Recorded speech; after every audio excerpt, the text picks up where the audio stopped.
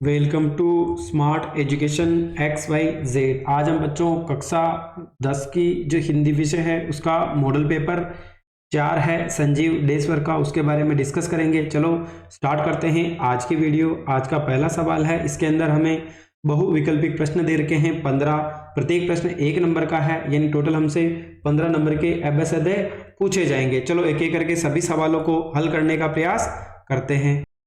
पहला सवाल है, ईमानदार व्यक्ति का सम्मान होता है में किस शब्द में विशेषण है, ये हमें बताना है। तो यहाँ पर एक शब्द है ईमानदार, जिसके अंदर किसका प्रयोग हुआ है, यहाँ पर विशेषण का प्रयोग हुआ है। कौन सा शब्द अन्य उपसर्ग से निर्मित नहीं है, यानी उपसर्ग का मतलब है शब्द जो किसी शब्द के पहले जुड़कर उसका अर्थ को क्या कर देते हैं, परिवर्तित कर देते हैं। तो हमें बताना है कि इनमें से कौन सा शब्द है जिसके अंदर अन उपसर्ग का प्रयोग नहीं हुआ है। तो यहाँ पर जो अनुगमन है इसके अंदर अन उपसर्ग का प्रयोग नहीं हुआ है। कौन सा उदाहरण द्विगु समास का नहीं है, तो यहाँ पर जो चतुर्भुज है ये एक द्विगु समास का उदाहरण नहीं है। तुम्हें धोखा नहीं देना चाहिए था, वाक्य में धोखा के अंदर कौन सी संज्ञा है, तो यहाँ पर भाववाचक संज्ञा है। लखनवी अंदाज कहानी किस पर कटाक्ष करती है, ये हमें बताना है। तो ये कहानी हमें बनावटी जीवन शैली पर कटाक्ष करती है। थर्ड ईयर फिर से खुलने की खुशी लेखिका के मन में दबकर क्यों रह गई थी, तो इसका आंसर होगा अगस्त 1947 में देश आजाद हो गया। क्या हो गया था, 1947 के अंदर देश आजाद हो गया था। बाल गोविंद भक्त क्या कार्य करते थे, तो इसका ऑप्शन नंबर बी होगा, खेती करते थे। नेताजी का चश्मा कहानी किसके माध्यम से देश के करोड़ों नागरिकों के योगदान को रेखांकित करती है, तो ये कैप्टन चश्मे वाले के माध्यम से नागरिकों को योगदान को रेखांकित करती है। क्वेश्चन नंबर 9 है, मुरझाकर गिर रही पत्तियां क्या संदेश दे रही है, ये हमें बताना है। तो मानव जीवन की क्षणिकता का संदेश दे रही है। कवि ने बोस और बबुल किसे कहा है, ये हमें बताना है। तो यहाँ पर स्वयं को क्या कहा था, कवि ने बांस और बबुल कहा था। सूरदास अबला हम भोरी गुर चाटी जो भागी, वाक्य में अबला शब्द किसके लिए प्रयुक्त हुआ है, तो यहाँ पर ये हुआ था गोपियों के लिए। बादल किसका प्रतीक है, तो बादल क्रांति का प्रतीक है। लेखक पिताजी के प्यार से झुंझला कर क्या करने लग गए थे, पिताजी के मूछें नोचने लग गए थे। अगला क्वेश्चन है 14 नंबर वाला, लेखिका ने जब एक सिक्किमी युवती से पूछा क्या सिक्किमी हो, तो उसने क्या जवाब दिया, उसने बोला था मैं इंडियन हूं। अगला है, कृतिकार वास्तव में किसके प्रति समर्पित नहीं होता है, तो बाहरी दबाव के प्रति समर्पित नहीं होता है। तो ये हमारे 15 वस्तुनिष्ठ प्रश्न थे। अब हम इसके जो आगे के प्रश्न है रिक्त स्थान वाले, उनको देख लेते हैं। जिन क्रियाओं के व्यापार या कार्य का फल कर्ता पर न पड़कर कर्म पर पड़ता है उसे क्या कहा जाता है, तो उसको हम सकर्मक क्रिया कहते हैं। क्या कहेंगे, उसको सकर्मक क्रिया कहा जाता है। अगला है, जहां पर विसर्ग का लोप होकर उसके स्थान पर नया वर्ण आ जाता है उसे क्या कहा जाता है, तो उसको हम विसर्ग संधि कहते हैं। तो इसका आंसर क्या हो जाएगा बच्चों, विसर्ग संधि। वे प्रत्यय जो संज्ञा शब्दों के अंत में जुड़ते हैं कहलाते हैं, कौन से प्रत्यय कहलाते हैं, वो द्वित प्रत्यय कहलाते हैं। अगला है, अविकारी शब्द खालिस्तान शब्द भी कहलाते हैं। अविकारी शब्द को हम अवयव शब्द भी कहते हैं। चलो अब हमें जो बड़े प्रश्न है, यानी पहला है हमारा अपठित गद्यांश, यानी जो बुक के बाहर से आया है इसको पढ़ करके हमें नीचे दिए गए प्रश्नों के उत्तर देने हैं। जीवन की सच्ची प्रगति स्वावलंबन के द्वारा ही संभव है। यदि हमारे मन में अपना कार्य करने का उत्साह नहीं है, उसके ऊपर विश्वास नहीं है, तो आलस्य ने हमारी कार्य शक्ति को पंगु बना दिया, तो फिर कैसे हमारे जीवन के कार्य पूरे हो सकेंगे। ऐसी स्थिति में हम अपने आप को किसी भी कार्य को करने में असमर्थ पाएंगे। समाज, राष्ट्र और संसार के लिए तो हम कर भी क्या सकेंगे, अपने स्वयं अपने लिए भी भार स्वरूप हो जाएंगे। यह बात विचारणीय है कि संसार में जो इतना महान कार्य हुए हैं, क्या उनके पीछे स्वावलंबन की सुदृढ़ शक्ति नहीं थी। यदि स्वावलंबी पुरुषों की भांति सभी हाथ पर हाथ धरे बैठ रहते अकर्मण्यता, आलस्य और दूसरों के सहारे जीवन की भावना लिए रहते तो मानव समाज की इतनी प्रगति क्या संभव थी। इसलिए तो संसार के सभी महापुरुष स्वावलंबन के पुजारी थे। अपने हाथों से ही उन्होंने अपने महान जीवन का द्वार खोला था। अब्राहम लिंकन, महात्मा गांधी, ईश्वर चंद्र विद्यासागर आदि महापुरुषों से कौन अपरिचित है। उन्होंने स्वावलंबन के अमृत को पीकर ही अमरता प्राप्त की थी। इसी कारण वे आज मर कर भी हमारे बीच में क्या है, जीवित है। चलो एक एक करके सभी प्रश्नों के आंसर देख लेते हैं। पहला है उपयुक्त गद्यांश का उचित शीर्षक क्या है, तो ये यहाँ पे आया हमारा स्वावलंबन का महत्व, इसका उचित शीर्षक होगा। संसार के महान कार्यों के पीछे किसकी शक्ति निहित होती है, तो संसार के महान कार्यों के पीछे स्वावलंबन की शक्ति निहित होती है। अगला है स्वावलंबी पुरुष कौन थे, अब्राहम लिंकन, महात्मा गांधी, ईश्वर चंद्र विद्यासागर आदि महापुरुष स्वावलंबी थे। नश्वरता शब्द का विपरीत अर्थ बताना है, तो इसका हो जाएगा, इसका जो विपरीत अर्थ है वो हो जाएगा अमरता। अगला है स्वावलंबन के द्वारा क्या संभव है, तो स्वावलंबन के द्वारा ही विकास संभव है।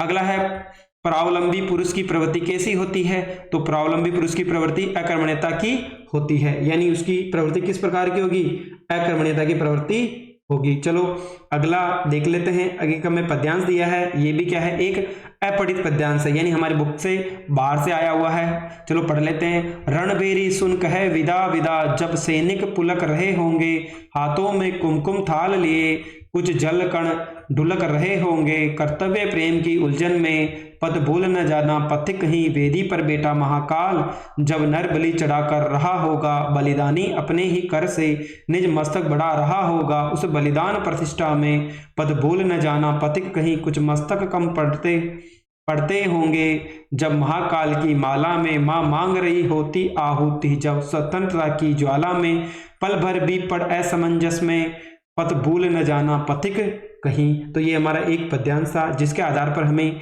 नीचे दिए गए निम्न प्रश्नों के उत्तर देने हैं। पहला है प्रस्तुत पद्यांश का उचित शीर्षक बताना है, तो पथ भूल न जाना पथिक या पथिक का कर्तव्य बोध, यानी जो पथिक का मतलब होता है किसी रास्ते पे चलने वाला इंसान जो अपना पथ ना भूल जाए, यानी किसी अलग जगह ना चला जाए, यानी किसी गलत संगति में ना पड़ जाए। कुछ जल कण ढुलक रहे होंगे, पंक्ति किसके लिए कही गई है, माँ बहन पत्नी आदि परिवारजनों के लिए कही गई है। पद भूल न जाना पथिक कहीं, पंक्ति में पथिक कौन है, तो पंक्ति में पथिक वीर सैनिक को कहा गया है। पल भर भी पड़ असमंजस में, पंक्ति में असमंजस का अर्थ क्या होता है, पंक्ति में असमंजस का अर्थ है कसमकस में होना, अर्थात दुविधाग्रस्त होना। सैनिक क्यों असमंजस में हो सकता है, सैनिक निजी स्वार्थों के कारण असमंजस की स्थिति में आ सकता है। भारत मां आहुति क्यों मांगती है, स्वतंत्रता की ज्वाला हेतु मां आहुति मांगती है। चलो अगला प्रश्न देख लेते हैं। अब हमारे बुक के प्रश्न पूछे जाएंगे, जो हमारे लघुत्रात्मक यानी प्रत्येक प्रश्न 2 नंबर का होने वाला है। ये खंड ब है, चलो देख लेते हैं। लखनवी अंदाज पाठ के आधार पर नवाब साहब के व्यक्तित्व का परिचय दीजिए।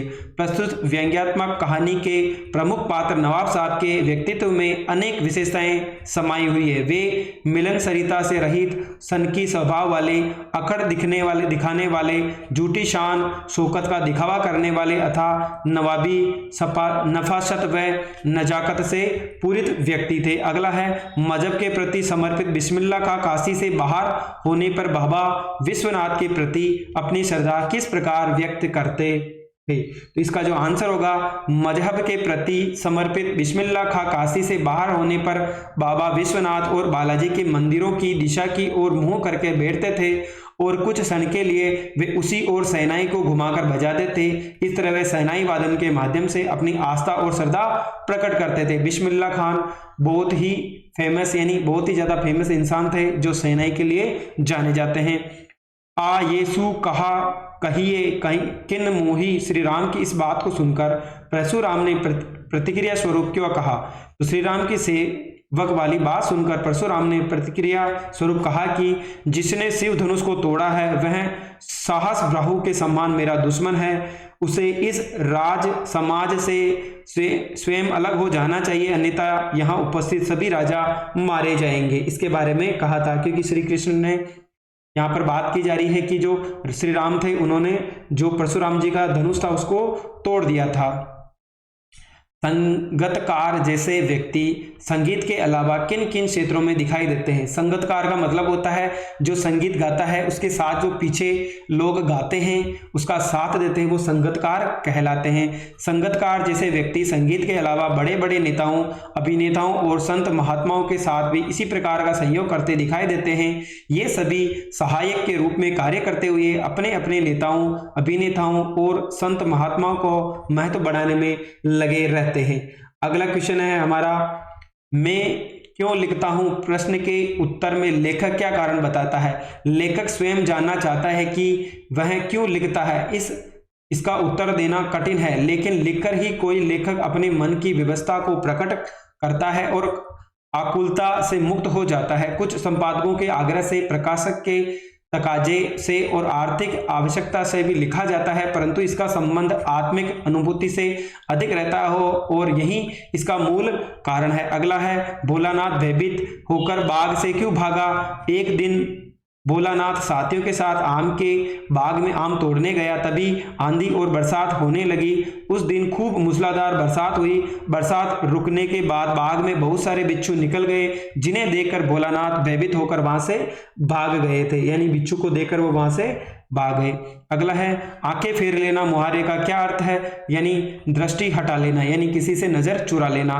वाक्य में प्रयोग, पहलवान को अपनी दुर्दशा पर लज्जित होते देखकर हमने अपनी आंखें फेर ली। अगला है खंड 6, जिसके अंदर हमें एक पठित गद्यांश दिया है, जिसके आधार पर हमें निम्न प्रश्नों के उत्तर देने हैं। पठित का मतलब जो हमारी पाठ्य पुस्तक में से लिया गया। निम्नलिखित पठित गद्यांश को पढ़कर नीचे दिए गए प्रश्नों के उत्तर लिखिए। बाल गोविंद भक्त की मौत उन्हीं के अनुरूप हुई। वह हर वर्ष गंगा स्नान करने जाते, स्नान पर उतनी आशा नहीं रखते जितना संत समागम और लोक दर्शन पर। पैदल ही जाते, करीब 30 कोस पर गंगा थी। साधु को संबल लेने का क्या हक और गृहस्थ किसी से भिक्षा क्यों मांगे। अतः घर से खाकर चलते तो फिर घर पर ही लौटकर खाते। रास्ते भर खंजड़ी बजाते गाते, जहां प्यास लगती पानी पी लेते। 4-5 दिन अपने आने जाने में लगते, किंतु इस लंबे उपवास में भी वही मस्ती। अब बुढ़ापा आ गया था, किंतु टेक वही जवानी वाली है। तो देखो पहला क्वेश्चन है, भगत जी संत समागम और लोक दर्शन के लिए क्या करते थे। भगत जी संत समागम और लोक दर्शन के लिए हर वर्ष गंगा के स्नान के लिए जाते थे। साधु और गृहस्थ को क्या हक नहीं है, यानी साधु को संबल का और गृहस्थ को भिक्षा का हक नहीं है। भगत जी की गंगा स्नान की यात्रा कैसी होती थी। वे पैदल ही जाते, उपवास रखते, मस्ती से खंजड़ी बजाते हुए, गान गाते हुए यात्रा करते थे। भगत जी का गंगा स्नान का क्या उद्देश्य था। भगत जी का गंगा स्नान का उद्देश्य संत समागम और लोक दर्शन था। इसके अंदर हमें एक प्रश्न और पूछा गया है अथवा में, वो भी हमारा एक गद्यांश है जो भी हमारा पाठ्य पुस्तक से लिया गया है। उसको पढ़कर भी हमें निम्न प्रश्नों के उत्तर देने हैं।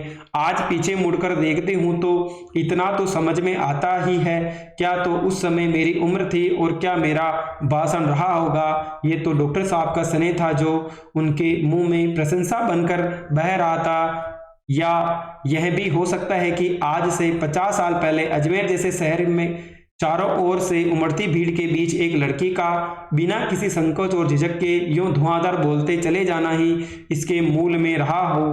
पर पिताजी कितनी तरह के अंतर विरोधी के बीच जीते थे।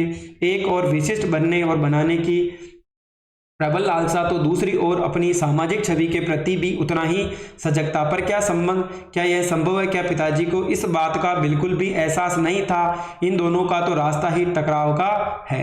पीछे मुड़कर देखने का क्या तात्पर्य है। अतीत की स्मृति में खोना। लेखिका के भाषण की क्या विशेषता थी। बिना किसी संकोच के बेझिझक और धुआंधार बोलना आदि। लेखिका के पिताजी कैसी जिंदगी जीते थे। तो लेखिका के जो पिताजी थे अनेक अंतर विरोधी के बीच जीते थे। लेखिका के पिताजी अंतर विरोधी क्यों जीते थे। लेखिका के पिताजी की एक और विशिष्ट बनने और बनाने की लालसा, तो दूसरी ओर अपनी सामाजिक छवि के प्रति भी उतनी ही सजगता कारण अंतर विरोधी में जीते थे। अगला प्रश्न है जिसके अंदर हमें एक पाठ्य पुस्तक का पद्यांश दिया गया है, जिसके अंदर भी हमें 2 प्रश्न पूछे गए हैं। एक प्रश्न अथवा में और है। दोनों को पढ़ करके हमें निम्न प्रश्नों के उत्तर देने हैं। हमारे हरि हारिल की लखरी, मन करम बचन नंद नंदन उर, यह दृढ़ करी पखरी, जागत सोवत स्वप्न दिवस, नीसी कान कान जकरी। सुन्नत जोग लागत है ऐसो जो करोई कखरी, सूतो ब्याही हमको ले आए ते देखी सुनी न करी, ये तो सूर तिन्ही ले सोपो जिनकी मन चकरी। गोपियों ने कृष्ण को किसके समान कहा और क्यों कहा था? तो गोपियों ने कृष्ण को हारिल की लकड़ी के समान कहा, क्योंकि हारिल पक्षी की लकड़ी के प्रति और गोपियों की कृष्णा के प्रति दृढ़ता सम्मान है। कृष्ण के प्रति अपने दृढ़ प्रेम का वर्णन करते हुए गोपियों ने उद्धव से क्या कहा?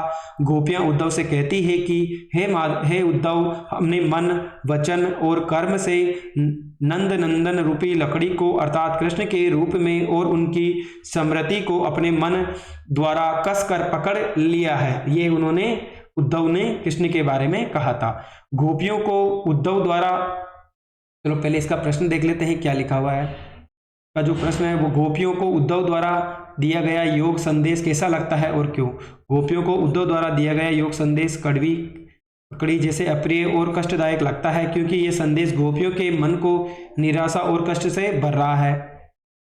ये तो सुर तिन्ही ले सोपो जिनके मन चकरी। इस पंक्ति का हास्य क्या है? गोपियों ने उद्धव के योग संदेश को एक ऐसी बीमारी बताया है जिसके बारे में उन्होंने कभी न देखा है और न कभी अनुभव किया है। गोपियों ने उद्धव से कहा कि आपका योग संदेश आपको सुनाए जिनके मन चंचल और चलायमान है। इसका जो अथवा का प्रश्न है उसको भी देख लेते हैं। यहाँ पर भी एक पद्यांश दिया गया है। धन्य तुम माँ भी तुम्हारी धन्य, चीर प्रवासी में इतर में अन्य, इस अतिथि से प्रिय तुम्हारा क्या रहा संपर्क, उंगलियां माँ की कराती रही धमुपर्क, देखते हुए इधर कनकी मार, और होती जब भी आंखें चार तुम्हारी तब तुम्हारी दंतुरित मुस्कान मुझे लगती बड़ी है छविमान। दंतुरित मुस्कान कवि को कैसे लगती है? दंतुरित मुस्कान कवि को बड़ी ही छविवान अर्थात बहुत सुंदर लगती है और कवि उसकी मधुर मुस्कान पर मुग्ध हो जाते हैं। कवि कि अपने घर में स्थिति कैसी है? कवि लंबे समय तक घर के बाहर इधर उधर घूमते रहे हैं, इस कारण प्रवासी बच्चों के लिए इतना अर्थात अन्य हो गए हैं और बच्चों के पहचान न पाने के कारण उनकी स्थिति अपनों के बीच अतिथि सी हो गई है। अगला प्रश्न है, उपयुक्त पंक्तियों के आधार पर बताइए कि माँ को धन्य क्यों माना गया है? तो माँ अपने अबोध बालक की सुंदर छवि को देखती है और उस पर अपना वात्सल्य लुटाती है। वह अपने बालक के चेहरे पर दंतुरित मुस्कान देखकर स्वयं को धन्य मानती है। इस आशय से कवि ने माँ को धन्य बताया। और होती जबकि आंखें चार पंक्ति का भाव स्पष्ट कीजिए। माँ की दोनों आंखें अपने बालक या संतान की आंखों से मिलती है, उस समय उसकी आंखों में बालक के प्रति स्नेह उमड़ रहा है। इस तरह परस्पर देखने से चेहरे पर मुस्कान छा जाती है, आंखें चार हो जाती है। चलो अगला प्रश्न है, क्वेश्चन नंबर 14 है। इसके अंदर भी हमें दो प्रश्न पूछे गए हैं। नेताजी का चश्मा पाठ के आधार पर बताइए कि सेनानी न होते हुए भी चश्मे वाले को लोग कैप्टन क्यों कहते थे? सेनानी न होते हुए भी चश्मे वाले को लोग कैप्टन इसलिए कहते थे क्योंकि उसके मन में देशभक्ति की भावना प्रबल थी। वह चश्मे वाला न तो सेनानी था और न नेताजी का साथी था, फिर भी वह अपने नेताजी सुभाष चंद्र का बहुत सम्मान करता था। वह सुभाष चंद्र जी की बिना चश्मे वाली मूर्ति देखकर आहत था, इसलिए वह अपनी ओर से नेताजी की मूर्ति पर चश्मा लगाता था। यह देशभक्ति के प्रति उसके आदर, प्रेम और समर्पण को दर्शाता था। उसकी इसी भावना को देखकर लोग उसे सुभाष चंद्र का साथी या सेना का कैप्टन कहकर पुकारते थे। इसका जो अथवा का प्रश्न है, आग की खोज एक बहुत बड़ी खोज क्यों मानी जाती है? इस खोज के पीछे रही प्रेरणा के मुख्य स्रोत क्या रहे होंगे? आग की खोज एक बहुत बड़ी खोज इसलिए मानी जाती है क्योंकि यह खोज हमारे जीवन संचालन की एक बहुत बड़ी आवश्यकता भोजन पकाने के काम आती है। इसलिए इस खोज को आदि मनुष्य ने एक बहुत बड़ी खोज माना है और आज भी हमारे जीवन में इसका सर्वोपरि स्थान है। इसकी खोज के पीछे पेट की ज्वाला शांत करने की प्रेरणा प्रमुख थी, साथ ही प्रकाश और गर्मी पाने की तरह हिंसक जंगली जानवरों से सुरक्षा की प्रेरणा भी रही होगी। शीत ऋतु से बचने के लिए आदि मानव इसका प्रयोग करता होगा और इसी से मांस आदि बुनकर जंगली कंदमूल पकाकर खाता होगा। आनंद की अनुभूति के कारण उसे अग्नि को देवता माना होगा और उसकी उपासना की होगी, जो आज भी प्रचलन में है। अगला प्रश्न है, आत्मकथा कविता के माध्यम से प्रसाद जी की मनोव्यथा का चित्रण अपने शब्दों में कीजिए। तो जयशंकर प्रसाद जी आत्मकथा कविता में कह रहे हैं कि मेरी दुखी जीवन की आत्मकथा सुनकर क्या करोगे? जिन कमियों में जीवन व्यतीत हुआ उसकी जिम्मेदारी भी आप पर ही है। मेरे सादा जीवन के बारे में बताकर उनकी हंसी उड़ाऊं। मैंने जीवन के साचर्य धर्म का जो सपना देखा था वह भी अधूरा रह गया, इसलिए मेरे जीवन के रहस्यों को जानकर क्या करोगे। मेरी व्यथाएं तो हार थक कर मौन हो गई, मेरी आत्मकथा तो भोली भाली, इसलिए जैसा है वैसा ही रहने दो। उनका जीवन दुख दुविधापूर्ण था। चलो अगला है, अथवा में प्रश्न है, कविता का शीर्षक उत्साह क्यों रखा गया है। इस कविता का शीर्षक उत्साह इसलिए रखा गया है क्योंकि यह बादलों की गर्जना और उमड़ कुमड़ से मेल खाता है। बादलों में भी भीषण गति होती है, उसी से वह धरती की तपन को हर कर उसे शीतलता प्रदान करते हैं। कवि ऐसी ही गति, ऐसी ही भावना और क्रांतिकारिणी शक्ति की आकांक्षा रखता है जिससे दुख पीड़ित जनता को सुख प्राप्त हो सके। तुलसीदास का व्यक्तित्व एवं कृतित्व संक्षिप्त में लिखिए, अथवा यशपाल जी के व्यक्तित्व अथवा कृतित्व के विषय में लिखिए। तुलसीदास जी का जन्म बांदा जिले के राजापुर गांव में सन 1532 में हुआ था। गुरु कृपा से इनका राम भक्ति का मार्ग प्रशस्त हुआ। राम भक्ति परंपरा में तुलसी अतुल्य है। रामचरितमानस कवि की अनन्य राम भक्ति और उनके सृजनात्मक कौशल का मनोरम उदाहरण है। सन 1623 में उनका देहांत हो गया। उन्होंने रामचरितमानस, विनय पत्रिका आदि ग्रंथों की रचना अवधी तथा ब्रज भाषा में की एवं बीच बीच में दोहे, सोटे, हरि गीतिका, सवैया, कवित आदि छंदों से परोए गए हैं। उनकी छटा देखी जा सकती है। अथवा में जो प्रश्न है, यशपाल जी का व्यक्तित्व कैसा है उसके बारे में हमें बताना है। तो यशपाल जी का जन्म 1903 ईस्वी में पंजाब के फिरोजपुर छावनी में हुआ था। उन्होंने अपनी पढ़ाई लाहौर कॉलेज से की। स्वाधीनता संग्राम की क्रांतिकारी धारा से जुड़ाव के कारण वे जेल भी गए। सामाजिक विषमता, राजनीतिक पाखंड एवं रूढ़ियों के खिलाफ उनकी रचनाएं मुखर है। भाषा की स्वाभाविकता और सजीवता इनकी रचनाएं विशेषता है। उन्होंने कहानियां व उपन्यासों की रचनाएं की। उनके कहानी संग्रह में तर्क का तूफान तथा उपन्यासों में झूठा सच आदि प्रसिद्ध है। इनकी मृत्यु सन 1976 में हुई थी। अगला है हमारा क्वेश्चन नंबर 17। एक जले हुए पत्थर पर एक उजली छाया देखकर अज्ञे को एक थप्पड़ सा लगा। स्पष्ट कीजिए। लेखिका ने अमेरिका द्वारा जापान के हिरोशिमा और नागासाकी पर किए गए परमाणु बम विस्फोट के परिणामों को अखबारों में लिखा, लेकिन जब लेखक जापान गया और पत्थर का एक उजली छाया को देखकर उन्हें लगा कि विस्फोट के समय कोई आदमी वहां खड़ा होगा। रेडियोधर्मी पदार्थ की किरणें उसमें बंद हो गई और होगी जो आसपास से आगे बढ़ी, तो इन्होंने पत्थर को सुलझा दिया। जो व्यक्ति पर अटकी उन्होंने उसे भाप बनाकर उड़ा दिया होगा। इसी प्रकार समूची ट्रेजेडी पत्थर पर अंकित हो गई। इस भयानक छाया को देखकर लेखक को एक थप्पड़ सा लगा। अथवा माता का अंचल पाठ के आधार पर लेखक के पिता की दिनचर्या से हमें क्या प्रेरणा मिलती है, चलो देख लेते हैं। अथवा का प्रश्न है, लेखक के पिता धार्मिक प्रवृत्ति के थे। वे सबसे पहले सवेरे सवेरे रामायण पाठ करते थे। इसके बाद भोलेनाथ को नहलाकर उसके माथे पर तिलक और भभूत लगाते थे। रामानाथ बही में 1000 बार राम नाम लिखते थे। 500 बार कागज के छोटे छोटे टुकड़ों पर राम नाम लिखकर उसे आटे की गोलियों में लपेटकर गंगा में मछलियों को खिलाने जाते। लेखक के पिता की दिनचर्या से प्रेरणा मिलती है कि बच्चों के लालन पालन संस्कार देने में जितना योगदान एक माँ का है उतना ही एक पिता का भी होता है। अगला प्रश्न है क्वेश्चन नंबर 18, जिसके अंदर हमें एक निबंध दिया गया है जिसको हमें करना है। इसके अंदर हमें 4 प्रश्न दिए गए हैं, उनमें से कोई एक करना है।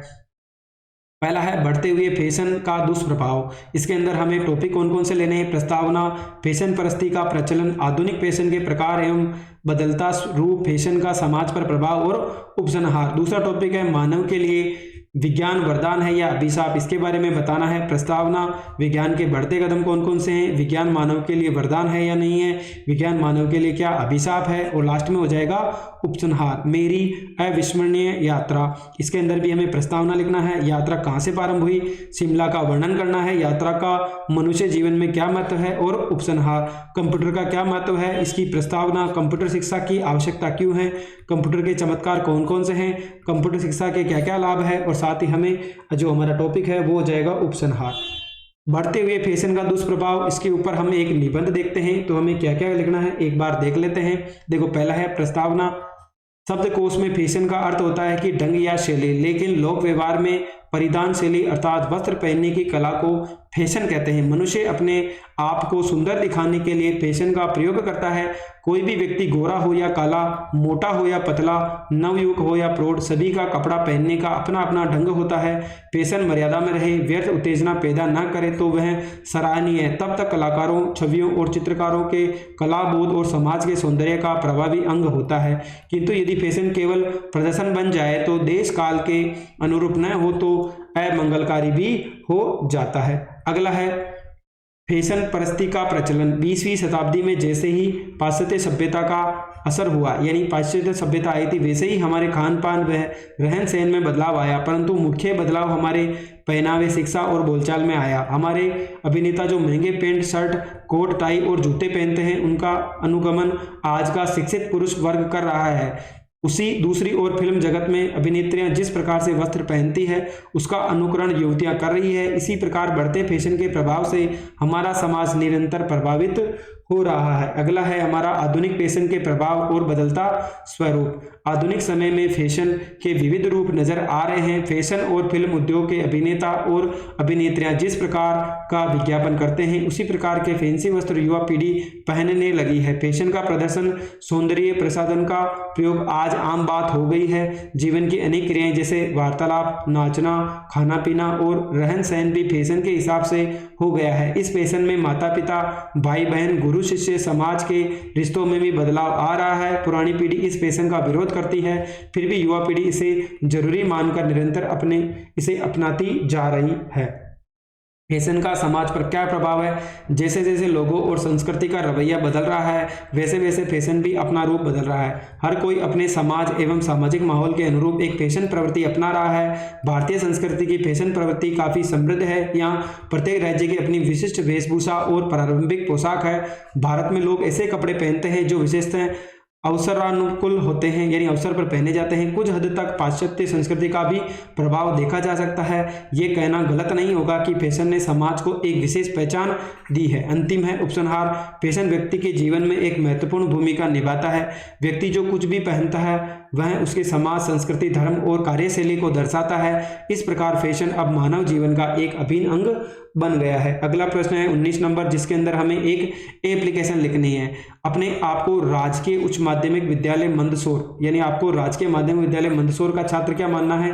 संजय मानना है। और अपने प्रधानाचार्य को शैक्षिक भ्रमण आयोजित करने के ऊपर आपको राजकीय माध्यमिक विद्यालय मंदसौर का छात्र संजय मानना है और अपने प्रधानाचार्य को शैक्षिक भ्रमण आयोजन करने के लिए एक प्रार्थना पत्र लिखना है। देखो सबसे पहले कैसे लिखेंगे? सबसे पहले लिखेंगे हम सेवा में श्रीमान प्रधानाचार्य महोदय, स्कूल का नाम क्या था? राजकीय उच्च माध्यमिक विद्यालय मंदसौर हो जाएगा।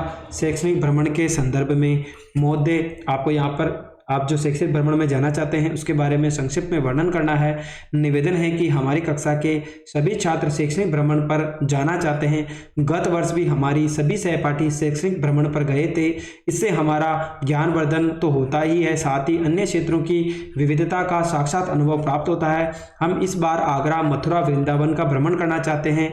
इसके लिए कक्षा अध्यापक जी एवं व्यायाम शिक्षक का भी मार्गदर्शन हमें प्राप्त है। अतः प्रार्थना है कि हमारे शैक्षणिक भ्रमण का आयोजन करने की स्वीकृति प्रदान करें। इसके लिए संबंधित गुरुजनों को उचित आदेश देकर हमें अनुग्रहित जरूर करें। आपका प्रार्थी क्या नाम दिया था? संजय। कक्षा का जो प्रतिनिधि है कक्षा 10 हो गई। इधर आपको जो डेट है वो लिखनी है।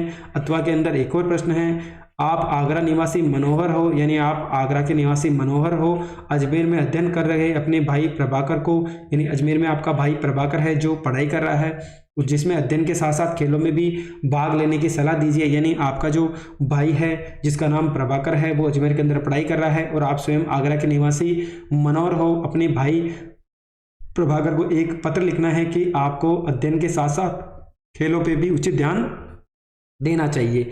यहाँ पे आ जाएगा आगरा, दिनांक कितनी तारीख को आपने जो लिखा है, प्रिय अनुज प्रभाकर, स्नेह शुभाशीष। अभी कुछ दिन पूर्व तुम्हारा पत्र प्राप्त हुआ, जानकर अत्यंत प्रसन्नता हुई कि तुम्हारी पढ़ाई अच्छी चल रही है। पढ़ाई के साथ साथ खेलकूद, व्यायाम, मनोरंजन भी शारीरिक और बौद्धिक विकास के लिए आवश्यक है।